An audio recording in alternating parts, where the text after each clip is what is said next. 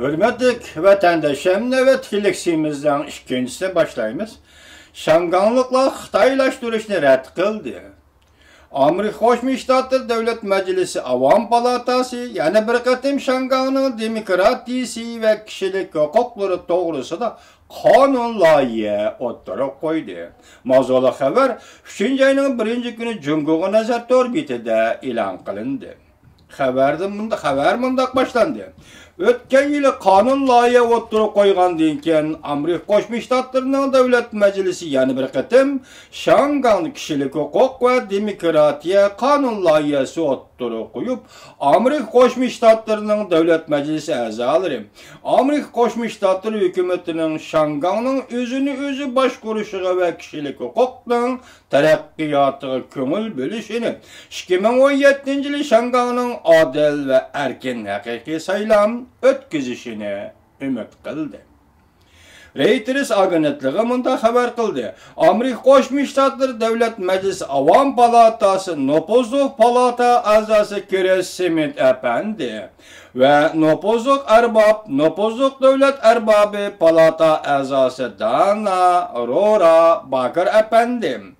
Dan Lepniski, Elliot Angel qatarlıq 4 nəfər Nopozluq Dövlət Ərbabı birləşib partiya Goruqla çembirkiden alqıgan halda 2-ci ayının 27-ci günü Şanganda kişilik hukuk ve demokratiya kanun layihəsi oturuq qoyub Amerika Qoşma Ştatları Dövlət Məhkəməsinin Şanganın kişilik hukuk ahvalı ve özünü başquruş hukuk məsələləri boyunca yılda bir qatım tekşürüş elib berişini tələb qıldı. İlan qılınğan bayanatı mındaq görüsüldü. Şangan 1997 yılı Cumhuriyet'nin qoluğa qaytıb kelgəndən keyin Cumhuriyet quruluğunun başqa ülkelerdə bulup bakmağan hukuk, ali avtonomiya ve erkinlikten bəhrəmən boluşu gerek idi. Lekin ötken yılı Cumhuriyet Kompartiyası yol koygan bəzi hərəkətlər, cümleden 2017 yılı Şangan məmuriyet başçısının tallaş meselesi boyunca 8-ci ayının 31-ci günü oturğu çıkargan qaydiga mas gelmeydiğen saylam layihəsi Şangan halkına demokratik usulda özü başquruşdan ibaret yadroluk qimmat qaraşdırıq ziyan zəhmət yetküzdü. Şunun bilen 10 minliğan, 100 minliğan Şangan halkı koçuğa çıkıp namayış qilib qarşılıq görsətdi. Mübadə Cumhuriyet Kompartiyası öz beşimçilik qilib Şanganı Qızıl Xitaylaşdırdıgan bolsa, Şanganın kelgüsü, tərəqqiyatı təsiri yetküzüşü mümkün. Tayvan Erkinlik Gazeti Amerika Qoşma Ştatları Dövlət Məclisinin Nopozluq Ərbabı Chris Smith əpəndinin sözlərindən nəql keltirib Şanganın özü başquruşunun axbarat erkinliği ve Şanganı kanun bilen başquruşunun tədrici ziyanğa uçuruşu erkinliğini söylediğin her qandaq kişinin diqqətini tartış gerek.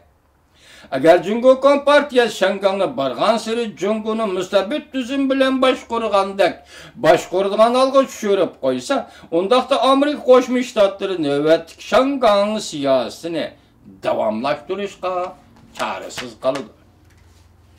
Chris Smith əpəndi Cumhuriyet Kompartiyasının xalqara qanunlarına əməl qılıb 2017 yılı Şanganda erken adil saylam ötküzüşüge yol qoyuşuğa heydəkçilik qıldı. Nopozluq Ərbab Elliot Angel əpəndi mındaq görsətdi. Angliya Şanganı Cumhuriyet Kompartiyası qaytırıb berdiğən çağda Cumhuriyet Kompartiyası Şangan alaydı hukuk ve özü başquruş hukukunu saqlab qalıdı dep vədə bergen. Şunlaşqa Cumhuriyet Kompartiyasının vədisiga əməl qilishini 2017 yılı Şanganlıqdan haqiqi saylam ötküzüb, Şanganlıqdan özünün rəhbərini saylab çıxışığı yol qoyuşunu ümid qılımız. Amerika Qoşma Ştatları Dövlət Məclisi 1992 yılı Şangan siyasi kanun layihəsi maqıllab, Amerika Qoşma Ştatları Dövlət Məhkəməsinin Şanganın Cumhuriyet'nin qoluğa qaytıb kelgəndən ki əhvalıdan yıllık doklad təyyarlışını tələb qılğan idi. Bu qonunda belgilengen belgilemelerge asaslanganda Amerika Qo'shma Shtatlari hukumati Shangangni siyosat, iqtisod, savdo, tijorat siyosatlarida Jungo bilan butunlay o'xshamaydigan bir rayon deb qarashini hamda tashqi siyosat jihati Shangang alayda rayon hukumati bilan Beijing Kompartiyasi hukumatiga farqli muomala qilishni davomlashtirishini belgilagan. Bu qatam qaytadan o'tirib qo'yilgan Shangangda kishilik huquq va demokratiya qonun loyihasi Shangang siyosiy qonun loyihasining o'zgartirilgan nusxasi bo'lib, Amerika Qo'shma Shtatlari Davlat Mahkamasining Shangangning vaziyati to'g'risida yillik doklad berish funksiyasi turg'izishni qayta tilga oldi.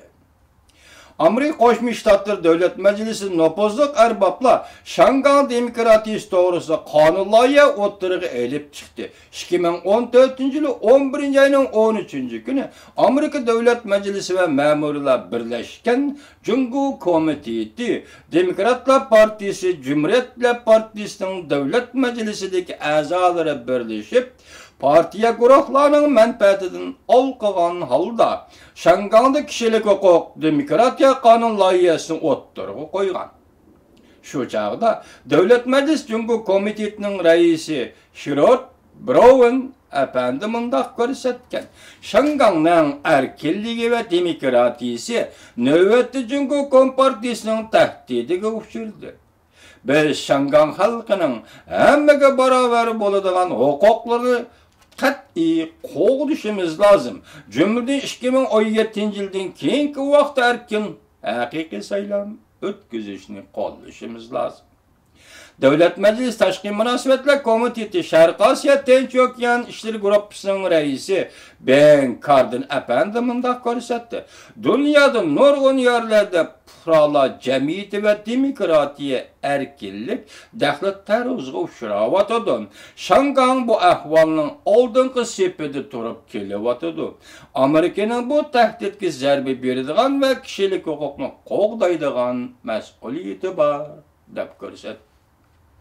Kengash palatasi Tashqi munosabatlar komiteti Tinch okean ishlar guruhining nopozliq arbobi Marco Rubio apandi 2014-yil Shangangda yuz bergan ba'zi ishlar ko'rsatdiki, Jungo kompartiyasi yanala g'ayri fikrdagilarni Jungoda bostirgandek Shangangda ham bostiryotdi. Kengash palatasi a'zosi Rocker Wecker mundaq ko'rsatdi. Amerika tavranmay Shangang xalqi bilan bir tarafda turishi lozim. O'zini o'zi boshqarish uchun kurash qilayotgan Shanganglik bilan bir safda turishi lozim Amerika deb ko'rsatdi.